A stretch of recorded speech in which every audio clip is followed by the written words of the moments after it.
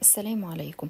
لو محتارة في الأكل ومش عارفة تعملي إيه، أو حتى خارجة ومش عارفة تاخدي سندوتشات إيه اللي معاكي لولادك، طب عندك عزومة وبرضو محتارة تعملي أصناف إيه، تعالى أقولك. هنجيب نص كيلو لحمة مفرومة وهنطلعه أحلى من كفتة الحاتي اللي بناكلها بره في المحلات، وهقولك على كل الإضافات اللي بيحطوها وكل أسرار النكهة والطعم اللي بتدينا نفس طعم المحلات. بسم الله، تعالي نبدأ. هنجيب 2 بصلة مفرومين ناعم جدا، وهنرش عليهم شوية ملح وشوية فلفل ونسيبهم 10 دقايق. هتلاقي البصلة نزلت كل المية بتاعتها. نروح واخدين التفل بس بتاع البصل ونشيل المية. وهنجيب كمان شوية بقدونس نقطعهم ناعم، ولو ما عندكيش بقدونس يبقى أي نوع خضرة. بعد كده معلقة صغيرة بيكنج باودر إن الكفتة تحتفظ بمقاسها وما تكشش معانا أثناء التسوية. بعد كده بنجيب معلقتين دقيق ومعلقتين نشا. النشا عشان يدينا نفس قوام الكفتة اللي بتاعت بره ونفس الشكل بتاعها، أما الدقيق فهو يمتص برضو كل السوائل اللي موجودة في اللحمة، وبالتالي برضو اللحمة ما تكشش معانا. بعد كده بقى البهارات، هنحط ملح، شطة، بابريكا، جنزبيل، 7 بهارات، وممكن توم باودر وبصل باودر. بالنسبة للبهارات ما توقفيش على حاجة، اللي عندك هتحطيه، بس الأساسي لازم يكون فيه توم باودر، بصل باودر، ملح وفلفل، ده أهم حاجة. نيجي بقى للحمة بتاعتنا. لأهم حاجة في اللحمة وأهم تركة إنها ما تكونش لحمة حمراء سادة.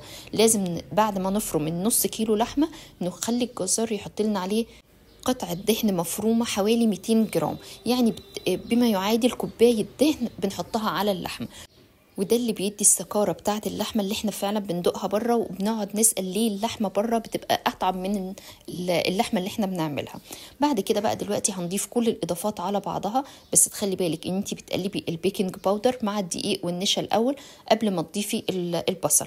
بعدين بقى بنضيف البصل، الخضرة، البهارات، كله على بعضه، مفيش فيها اي مشكلة في الترتيب. بعد كده في تريكة برضو هنا مهم قوي، وهو عجن الكفتة.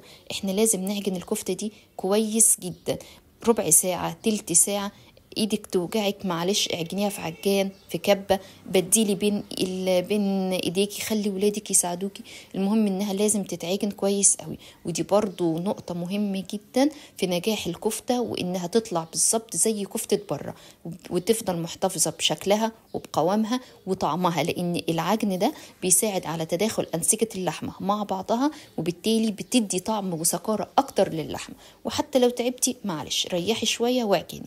طب نوقف امتى؟ لما نلاقي الخيوط ظهرت في اللحمة، يعني نفضل نعجن كده لحد ما نفتح قطعة اللحمة المفرومة نلاقيها بقت عاملة زي الخيوط وزي الشعيرات كده بسيطة منها، كده يبقى تمام. ولو لسه الخيوط دي ما ظهرتش معاكي ما توقفيش عجن واعجنيها تاني، او حتى حطيها في كبة. بعد كده خلاص، بعد ما ظهرت كده معايا هنجيب بقى عصاية خشب بس تكون مدورة، ونبدأ ناخد كمية مناسبة من اللحمة نشكلها على المعلقة دي. طيب ما ناخدش كمية قليلة عشان الكفتة ما تطلعش ناشفة وتطلع محروقة مننا في الفرن، من الفرن، او ان احنا ناخد كمية كبيرة فتطلع تخينة وشكلها مش حلو، كمان برضو بيبقى طعمها مش حلو. بناخد كمية مناسبة. اما بالنسبة لطول الصباع فده مش بيفرق لا في تسوية ولا في شكل، ده يرجع لك وحسب رغبتك. واحنا برضو بنعملها على المعلقة، برضو بنعجن فيها تاني. يعني اهم خطوة هنا هي ان احنا بنعجنها كويس قوي، ودي برضو زي ما قلنا من النقط المهمة اللي بتفرق كفتة الحاتي من الكفتة اللي بتتعمل في البيت. هنعمل بقى الكمية دي كلها ونرصها في صينية، والصينية بتكون مدهونة زيت خفيف قوي، لان كده اللحمة اصلا بتنزل الدهون بتاعتها، بس عشان الكفتة ما تلزقش في الصينية فاحنا بندهن دهنة زيت خفيفة. ولو وصلتي معايا لحد هنا ما تنسيش تعملي لايك في الفيديو واشتراك في القناة عشان يوصلك كل جديد ان شاء الله.